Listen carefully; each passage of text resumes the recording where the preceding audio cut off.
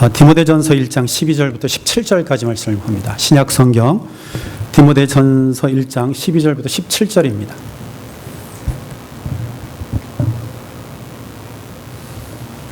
신약 성경 디모데전서 1장 12절부터 17절까지 말씀을 함께 읽겠습니다. 제가 가진 성경은 337페이지 됩니다.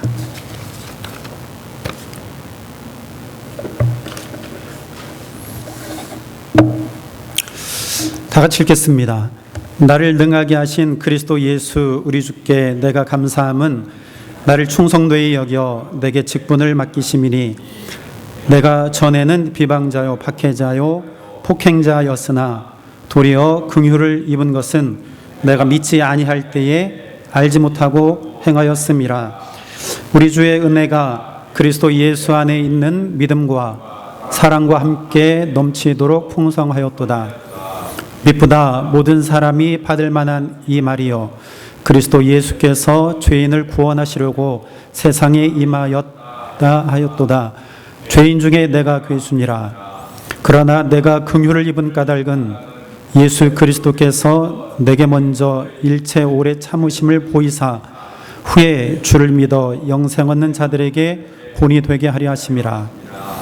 영원하신 왕 곧 썩지 아니하고 보이지 아니하고 홀로 하나이신 하나님께 존귀와 영광이 영원 무궁하도록 있을지어다.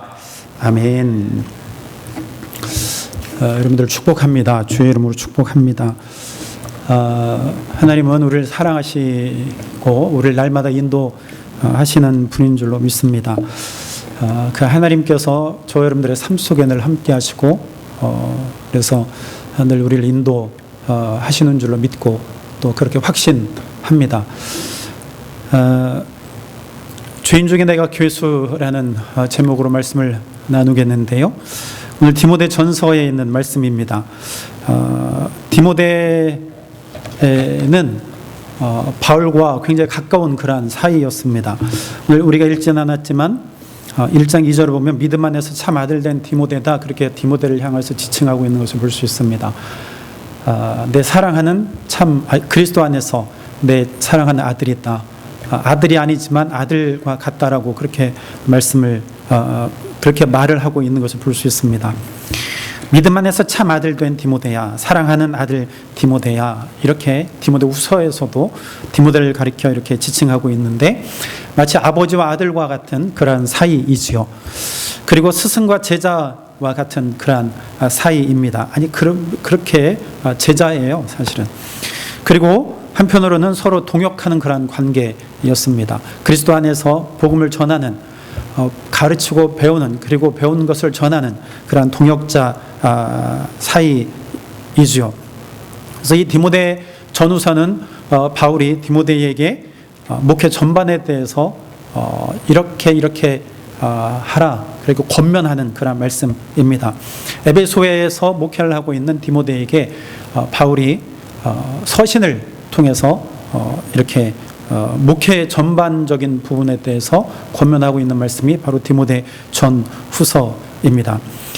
바울이 이렇게 디모데에게 편지를 쓸 수밖에 없었던 이유는 지금 목회하고 있는 그곳에 문제가 있었기 때문입니다. 이 문제는 단지 에베소에 있는 교회뿐만 아니고 초대교회에 보편적으로 나타나는 그런 문제였습니다.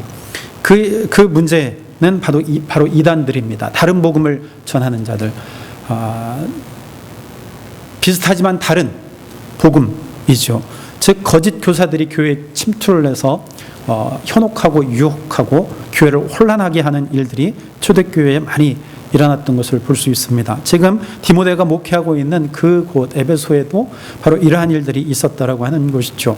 그래서 바울이 디모데에게 서신을 쓸 수밖에 없었습니다. 당시에 교회를 침투해서 교회를 어지럽혔던 그러한 대표적인 이단들, 거짓 교사들을 우리가 보면 영지주의자들이 있습니다. 영지주의자들.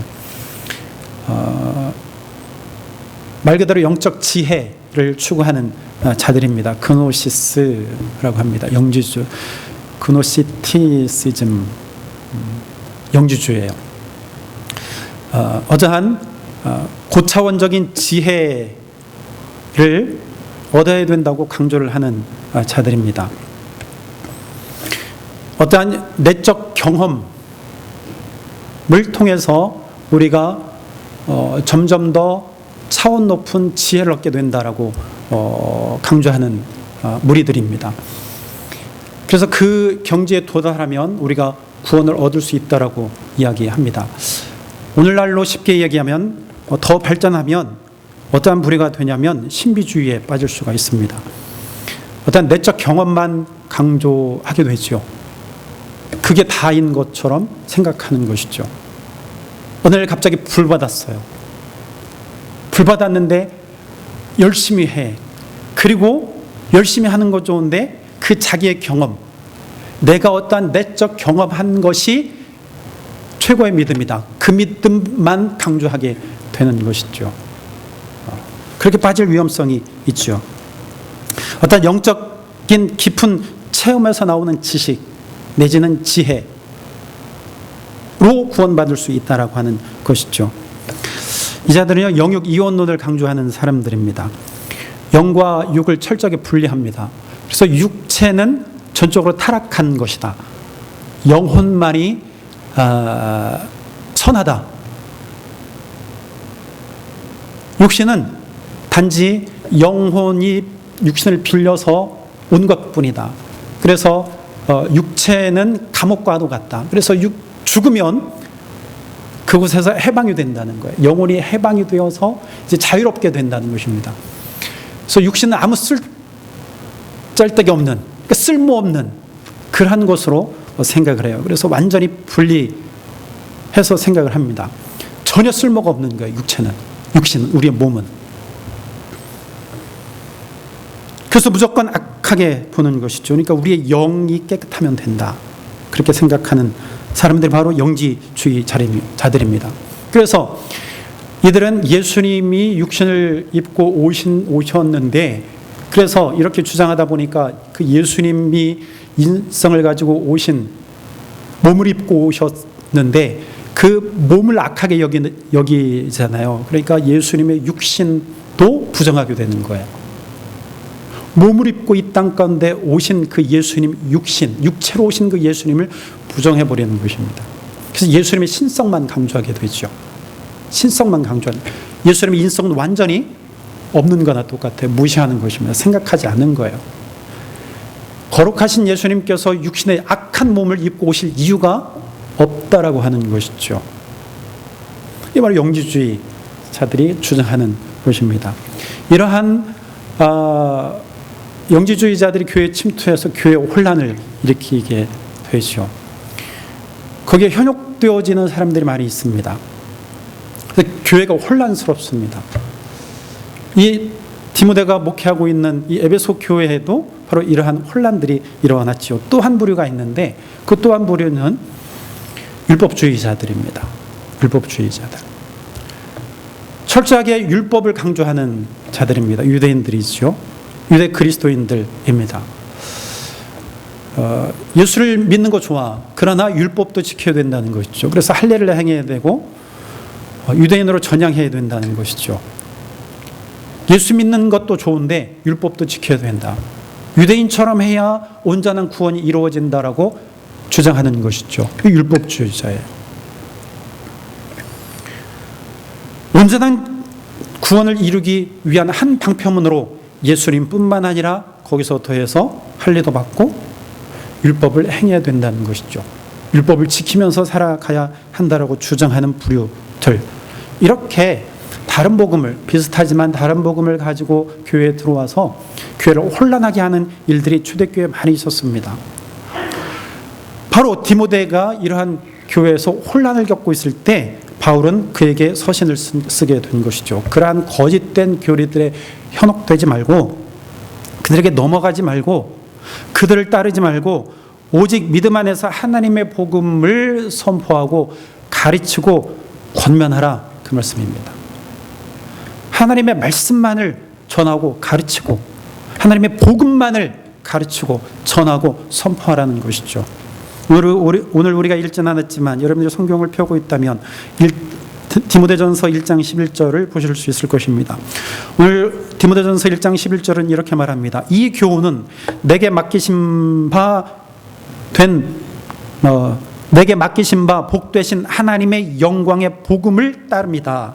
내가 지금 전하는, 권면하는, 가르치고 있는 이 교훈은 내게 맡겨주신 것인데 그것은 복된 것이다. 왜 복된 것이냐? 하나님의 영광의 복음이기 때문이다. 그러니까 내가 지금 교훈하는 것은 내 임의에 의한 교훈이 아니고 내가 전하는 교훈은 하나님으로부터 받은 복음이다라는 거예요. 내가 그것을 따르는 것이지 내 주장, 내 사상, 내 생각을 전하는 것이 아니다고 분명히 말씀합니다. 하나님의 복음, 하나님의 말씀을 내가 따르지 어떤 율법, 세상적인 철학, 세상의 사상이 아니라고 분명히 바울은 전하고 있는 것을 볼 수 있습니다. 하나님의 영광의 복음, 바울이 전하고 있는 이 교훈은 복음이 근거라는 거예요. 복음, 하나님의 복음이라는 것이죠. 바울은 오늘 본문에서 하나님의 영광의 복음을 설명하고 있습니다. 즉 하나님의 영광의 복음은 뭐냐? 하나님의 아들이신 예수 그리스도를 통해서 죄인을 구원하시는 것, 그것이 복음이라는 거예요. 그것이 하나님의 복음이라는 것입니다. 이것은 바울이 만들어낸 것이 아니고 하나님의 말씀이라는 것이죠. 하나님의 아들 예수 그리스도를 통해서 구원하신 것, 그것이 복음이라는 거예요. 그것이 기쁜 소식이라고 하는 것이죠. 나는 여기서 절대로 벗어나지 않는다라고 바울은 지금 강조하고 있는 것입니다. 바울은 그러면서 자신의 회심을 간증하면서 다른 교훈이 아닌 복음을 따르라고 권면합니다. 오늘 바울은 본문 15절에서 이렇게 말합니다. 미쁘다 모든 사람이 받을 만한 이 말이요 그리스도 예수께서 죄인을 구원하시려고 세상에 임하셨다 하셨도다. 죄인 중에 내가 괴순이라 이렇게 말합니다. 바울은 자신을 가리켜서 죄인 중에 내가 괴순이라 그렇게 말합니다. 죄인 중에서 내가 괴수다. 그 죄인 중에 내가 괴수라는 거예요. 괴수라고 하는 것은 프로토스라는 헬라어인데 이것은 foremost, 가장 첫 번째다. 가장 죄인 중에서 내가 가장 첫 번째가 된다. 죄인으로 말하면. 그리고 나는 죄인들 중에서 우두머리일 수밖에 없다. 나는 우두머리야. 죄인 중에서는 나는 우두머리야. 이것은 내가 먼저 구원받아야 되는 것이 아니고 내가 그만큼 큰 죄인이라고 고백하는 거예요. 그만큼 내가 죄가 많다라고 하는 것을 고백하는 것입니다. 죄인 중에 내가 괴수다. 죄인 중에 나는 첫 번째일 수밖에 없어. 죄인 중에 나는 괴수야, 우두머리야. 그렇게 고백하고 있습니다. 구원받아야 할 죄인들 중에서 내가 가장 첫 번째가 될 거야. 지금 그렇게 고백하고 있습니다. 여러분, 바울이 지금 죄인 중에 내가 괴수라고 고백하는데 과연 바울의 삶이 이러한 죄인 중에 우두머리적인 그런 삶을 살았나요? 아니요. 그의 삶은요, 가만히 돌아보면은요, 우리가 따라갈 수 없을 정도로 굉장히 삶을요 잘 산 사람이에요. 그는 철저히 종교적인 사람입니다. 철저히 율법적인 사람이에요. 철저히 윤리적인 사람이었습니다. 굉장히 도덕적인 사람이었습니다. 하나님의 말씀을 지키려고 굉장히 노력한 사람이에요. 나는 히브리인 중에 히브리인이요, 율법으로는 나는 바리새인이다. 둘째가라면 서러워할 사람이라는 것이죠. 바리새인들이 얼마나 말씀을 잘 지켰는지 아세요? 얼마나 철저히 안식일을 지키고요. 심지어는 예수님에게도 막 대들었잖아요. 안식일 안 지킨다고.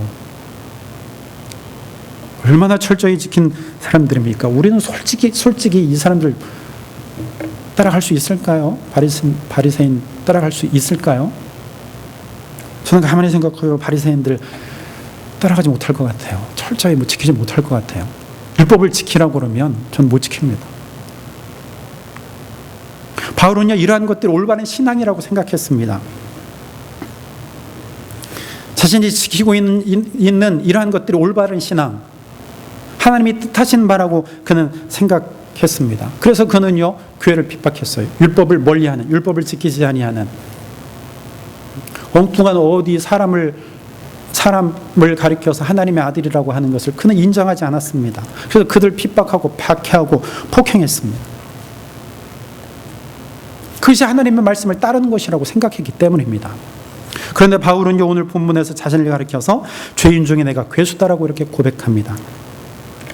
율법을 철저히 지키면서 윤리적이고 도덕적으로 살았던 그의 삶을 부정하는 고백입니다. 이것은 내가 그동안 살아왔던 모든 삶을 부정하는 고백이에요.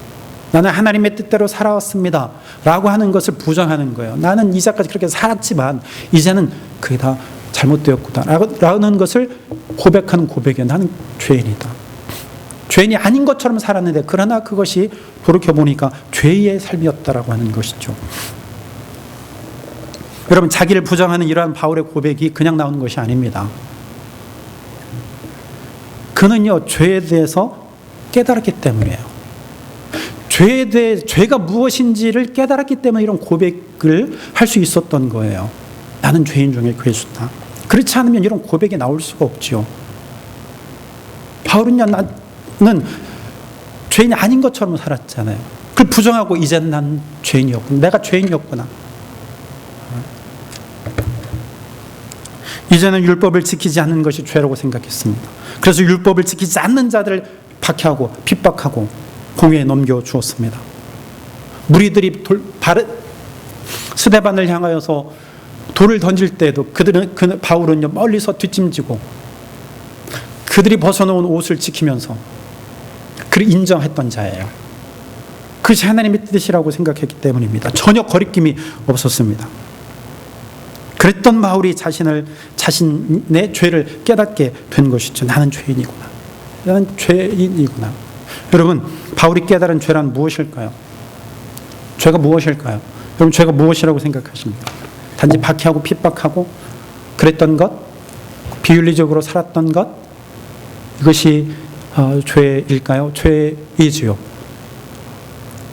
잘못한 것이겠죠. 그러나 더 근본적으로 죄가 무엇인가에 대해서 우리가 알아야 한다는 것이죠. 여러분, 죄라고 하는 것은요, 하말티아라고 하는 헬라어입니다. 이것은요, 제가 몇 번 말씀드렸지만 무엇이에요? 하말티아? 기억나세요? 이것은 관역에서 벗어났다라고 하는 뜻이에요. 화살이 관역에서 벗어났어요. 우리나라 양궁을 잘하잖아요. 관역에서 화살이 벗어나면 점수를 얻지 못합니다. 포인트를 받지 못해요. 벗어나는 거예요, 그게. 즉, 이 말은 뭐냐? 중심에서 벗어났다는 거예요. 이 중심이 누구일까요? 그 관역이 누구일까요? 그 포인트가 누구일까요? 우리 골이 누구일까요? 그 관역은 하나님이시라는 거예요. 즉, 죄는요, 하나님으로부터 벗어난 거예요. 그게 죄입니다. 근본적인 죄는 하나님 그 중심으로부터 벗어난 것이 죄라고 하는 것입니다. 즉, 이 말은 다른 말로 하면 하나님과 사이에서 단절입니다. 생명의 단절이고 영적 교제의 단절입니다. 왜 단절이 왔어요? 죄 때문이에요. 하나님과 우리 사이에 갭이 생긴 것은 바로 죄 때문입니다. 그 죄가 하나님과 우리 사이를 가로막았습니다. 그게 죄예요. 바울이 깨달은 것은 아무리 종교적이고 율법을 지키며 살아도, 또한 아무리 윤리적으로 살아도 거기에서는 생명을 얻을 수 없다는 것을 깨달았습니다. 그것을 안 거예요. 바울이 이제는 율법을 통해서 혹은 종교적 윤리적 삶으로 말미암아 생명을 얻을 수 있다고 생각을 했습니다. 그러나 이제는 율법으로는 참된 생명을 얻을 수 없다는 것을 그가 깨닫게 된 것이죠. 그래서 바울은 죄인 중에 내가 괴수다라는 고백을 했던 것입니다. 내가 율법을 지켰지만 내가 율법을 지키면서 살았지만 역시 하나님과 나 사이에 생명은 끊겨 있었구나. 그것을 깨달았던 것이죠. 하나님과의 단절, 하나님의 생명과의 단절, 그 가운데 사는 것이 바로 죄라는 거예요. 죄인이라는 것이죠. 바울은 자기 자신이 죄인 중에 괴수인 것을 깨닫게 해주시는 분이 있다라고 말합니다. 그분은 누구냐? 바로 예수 그리스도라는 거예요. 오늘 15절 다시 봅니다. 15절 이렇게 말씀하시죠. 미쁘다 모든 사람이 받을 만한 이 말이요 그리스도 예수께서 죄인을 구원하시려고 세상에 임하셨다. 그렇게 고백합니다. 예수님이 오신 목적은요, 죄인을 구원하시려고 세상에 오셨습니다. 내가 그 죄인 중에 한 사람이라는 거예요. 내가 예수님께서 구원하실 그 죄인들 중에 내가 그 중에 한 사람이었다. 한 사람이다라고 고백합니다. 아니 나는 우두머리다라고 고백하고 있는 것입니다. 바울은 예수님을 구원자로 믿음으로써 자신이 죄인임을 깨닫게 되었습니다. 또한 예수로 말미암아 하나님의 생명으로 연결될 수 있다는 것을 깨닫게 되었습니다. 누구를 통해서? 바로 예수 그리스도를 통해서 그 사실을 깨달았다는 것이죠. 바울은 예수 그리스도를 통해서 새로운 하나님의 생명을 경험한 것입니다. 종교적이고 율법적이면서 윤리적인 삶이 우리를 하나님의 생명으로 이끄는 것이 아니라 오직 예수 그리스도만이 우리를 하나님의 생명으로 이끄실 수 있다라고 하는 것을 바울은요 깊이 깨달았습니다. 바울은 바로 이 사실이 하나님의 영광의 복음이다라고 말을 하고 있습니다. 이것이 바로 하나님의 복음이다. 영광의 복음이라고 말씀합니다. 어떠한 영적 체험이 아니고 어떠한 지식이 아니고 지혜가 아니고 오직 예수 그리스도만이 우리를 하나님의 생명으로 이끈다는 거예요. 바울은요 자기 자신의 자신의 죄의 깊이에서 하나님의 긍휼하심, 하나님의 사랑, 하나님의 용서, 하나님의 긍휼을 그가 깨닫게 되었습니다. 자신의 죄를 깊이 묵상할수록 정말 하나님의 은혜가 크시구나, 하나님의 긍휼하심 크구나, 내가 너무나 큰 용서를 받았구나 라는 것을 그가 깨닫게 되었습니다. 그래서 그는 하나님 앞에 영광을 돌리죠. 오늘 17절의 말씀처럼 영원하신 나의 왕 하나님, 썩지 아니하시는 하나님, 세상을 통치하시는 하나님, 세상을 다스리시는 하나님, 그 하나님 앞에 영광을 돌리고 있습니다. 홀로 한 분이신 하나님. 여러분, 자기 자신의 죄를 깊이 깨닫게 될 때에 우리는 구원을 경험할 수 있습니다. 바꾸어 말하면 구원을 경험한 자는요 자신의 죄를 깊이 깨닫게 됩니다. 설교가 로이드 존슨은 이렇게 말합니다. 인간이 자신을 죄인으로 인식하지 않는 한 복음은 인간과 무관하다는 생각이 듭니다. 다시 말해서 복음은 인간으로 하여금 자신을 죄인으로 인식하도록 하기 위해 기록된 것입니다. 성경은 회개하지 않는 인간과는 아무런 상관이 없습니다. 성경은 무엇보다도 회개를 촉구하며 이 같은 방식으로 무서운 죄의 교리를 다룹니다. 죄를 깨닫는 것이 얼마나 중요한가를 우리에게 전하고 있습니다. 성경은 우리가 죄인임을 깨닫게 하는 하나님의 계시의 말씀이라는 거예요. 우리가 죄인이라고 고백하지 않으면 성경은 우리와 무관하다는 거예요. 아무 의미가 없다는 것이죠. 저는 이 말에 동의합니다. 여러분, 바울의 고백처럼 죄인 중에 내가 괴수라는 것을 깨닫게 될 때 예수님을 통해서만 참된 생명을 얻을 수 있다는 것을 확신할 수 있습니다. 죄의 깊이를 아는 자가 예수님을 믿음으로 하나님 앞에 영광을 돌릴 수 있습니다. 죄의 깊이. 그저 비윤리적으로 사는 것, 그것이 성경에서 말하는 죄가 아니고 죄의 근본은 하나님에서 벗어나는 것이 죄라는 거예요. 여러분, 예수님을 통해서 죄의 문제가 해결되지 않으면 그 누구도 하나님께 가까이 나아갈 수 없습니다. 여전히 죄의 문제가 해결되지 않는다면 우리는 하나님과 단절된 상태로 계속 살아가고 있는 거예요. 죄의 문제 해결하고 그 죄의 깊이로 들어가지 않고 신앙생활하는 자는요 그냥 신앙생활하는 자예요. 그냥 율법 지키는 자와 똑같아요. 종교적인 삶을 사는 것입니다.